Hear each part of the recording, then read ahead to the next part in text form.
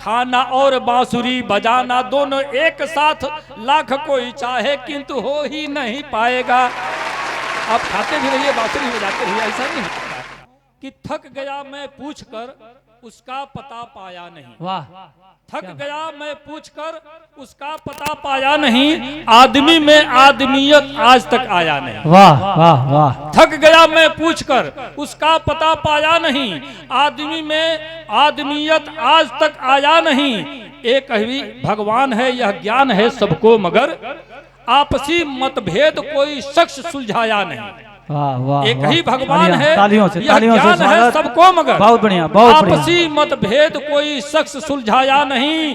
बुद्ध मन को शुद्ध करने का दिए उपदेश पर ना समझ में अर्श का आदर्श अपनाया नहीं। वाह वाह वाह। ना समझ में अर्श का आदर्श अपनाया नहीं।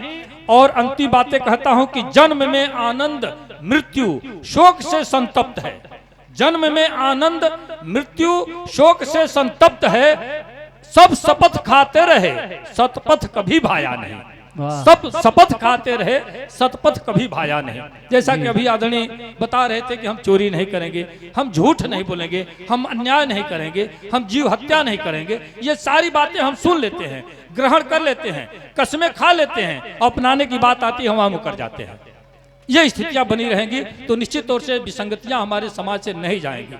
एक क्षण में पढ़ता हूं, आप सबका आह्वान करता हूं, थोड़ा सा मुझको जगा दीजिएगा तो पक्का मैं आपको जगा दूंगा, विश्वास करिए। मैं चार्ज होता हूं तब रिचार्ज करता हूं। वाह। मैं चार्ज होने के लिए कहता हूं कि बाग वह बेकार है जिसमें नहीं माली मिले, वाह। शहर वह बेकार है जिसमें नहीं नाली मिले, ससुराल वह बेकार है जिसमें नहीं साली मिले, और महफिल वह बेकार है जिसमें नहीं ताली मिले।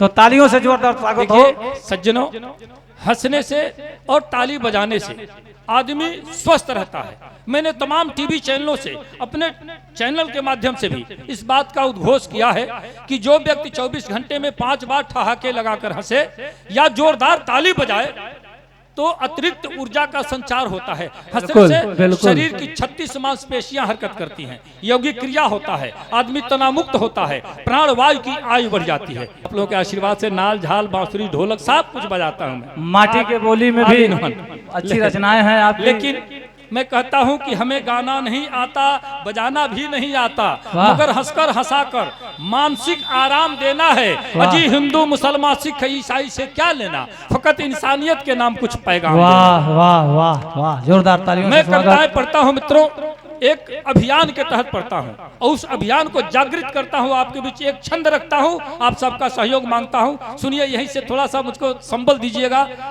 कि जाति धर्म भाषा की दुहाई दे के आप कभी लोगों को बेकार गोल बंद मत कीजिए, और एकता अखंडता जरूरी राष्ट्र हित हेतु तोड़ने का कोई छल छंद मत कीजिए।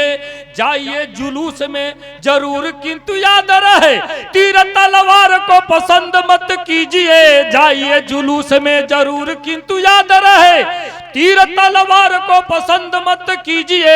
और सच बोलने के बाद शूली चढ़ जाए किंतु सच की आवाज कभी बंद मत कीजिए। सच बोलने के बाद शूली चढ़ जाए किंतु सच की आवाज कभी बंद मत कीजिए। और सज्जनों, राजनीतिक व्यक्ति होते हुए अगर इस तरह का साहित्यिक अनुष्ठान में अगर एक सहभागिता आपने दिलवाई है, मैं आभार आपका ज्ञापित करता हूं। आपके माध्यम से तमाम मित्रों से मैं परिचित हुआ। साहित्य समाज का दर्पण होता है सज्जनों। मैंने सुना है पंडित जवाहरलाल जी नेहरू और राष्ट्र कवि रामधारी सिंह जी दिनकर, दोनों में बड़ी मित्रता थी। दोनों एक साथ संसद की सीढ़ियां चढ़ रहे थे। अचानक पंडित जी का पैर लड़खड़ाया, पंडित जवाहरलाल नेहरू का पैर लड़खड़ा गया और गिर गए होते, तब तक दिनकर जी ने उन्हें थाम लिया, पकड़ लिया, सहारा दिया और बरजस्ता उनके मुख से निकला कि आज दिनकर जी आप नहीं होते तो मैं गिर गया होता। देखिए एक साहित्यकार का जवाब क्या होता है। उन्होंने कहा ऐसा नहीं है पंडित जी, राजनीति जब जब लड़खड़ाती है तो साहित्य उसे सहारा देता है, राजनीति लड़खड़ाती है तो साहित्य उसे सहारा देता है, इसलिए चौथा स्तंभ भी कहा गया है। सुनिए, मैं सीधे सीधे अपनी बात पर आता हूं और एक वंदना मैं करता हूं जो अक्सर मंचों से करता हूं, पूरे रॉ में पढ़ता हूं। सुनिए, इधर असल में कई कार्यक्रम संपादित हो रहे हैं, खाने पीने का कार्यक्रम भी चल रहा है और एक साथ कई कार्यक्रम होते हैं तो मजा नहीं आता है। समझिए मामला यहाँ है। सुनिए, एक छंद यही से पढ़ देता हूँ कि ढाक ढोल पीटिए पटाखे फोड़िए तो मित्र, ढाक ढोल पीटिए पटाखे फोड़िए तो मित्र, रात हो या दिन कोई सो ही नहीं पाएगा। और देश की अनेकता में एकता का बीज मंत्र एक आदमी अकेले बो ही नहीं पाएगा। भिन्न भिन्न जाति और धर्म के अधीन लोग आज का समाज कभी ढो ही नहीं पाएगा। खाना और बांसुरी बजाना दोनों एक साथ लाख कोई चाहे किंतु हो ही नहीं पाएगा। आप खाते भी रहिए बांसुरी भी बजाते रहिए, ऐसा नहीं हो सकता है। खाते खाते कोई ऐसी कविता हम पढ़ दिया, आपको हंसी आ गई, पता चला मुंह का माल निकल के दूसरे के पीठ पर चला गया, ऐसा हो जाता है कभी कभी। लेकिन मैं हास्य में की कविताएं पढ़ता हूँ। भोजपुरी में एक मुक्तक कहता हूँ कि हीरा मोती महल अटारी रुपया लाखों लगे हुई, अजय कभू हंसते ना हो कि वो वहां अभगे हुई। धन दौलत से रुपया पैसा होने से हंसी आती है, हंसी तब नहीं आती है। और देखिए हंसने मुस्कुराने में बड़ा अंतर है। हम कहते हैं हंसी की बात करते हैं तो हंसना किसको कहा जाता है कि आप ठहाके लगाकर हंसिए, ये नाभि हिलने लगे ऊपर नीचे, ये पूरा बदन आपका हिलने लगे, तब आप स्वस्थ रहेंगे। अब हंसने का मतलब ये नहीं कि हंसी आ रही है हम मुस्कुरा के इसको मऊगनवा हंसी कहा जाता है। ये मऊगनवा हंसी है, सही बता रहा हूँ मैं, कहता हूँ ये मऊगनवा हंसी है। ठहाके लगाकर हंसिए, स्वस्थ रहेंगे, और स्वस्थ रहेंगे तो मस्त रहेंगे। मैं कहता हूँ अगर मस्त हो तो स्वस्थ नजर आओगे मियाँ, गमगीन हो बीमार गुजर जाओगे मियाँ, हंसते रहो दिल का कभी दौरान पड़ेगा, मायूस हो गए तो मर जाओगे मियाँ। और गड्ढे भी रेखते हैं तू आदमी होकर, हंसने के बिना सर कहाँ खपाओगे मियाँ। गधों को भी मस्ती आती है तो हंसने लगते हैं कभी कभार।